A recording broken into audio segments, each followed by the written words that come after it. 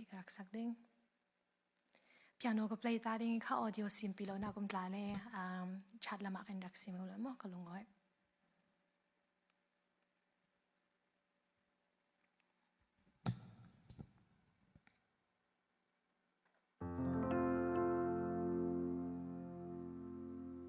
Can you hear the piano?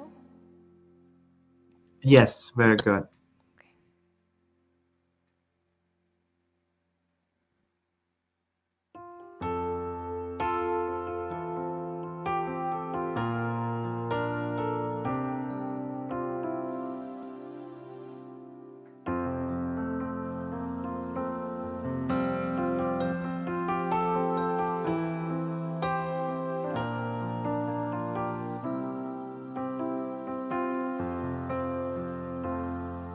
Chung khoi nuôi lai rel mi kan ram amoi bi ko nan mo roal cha kir lai relowin tlang zakai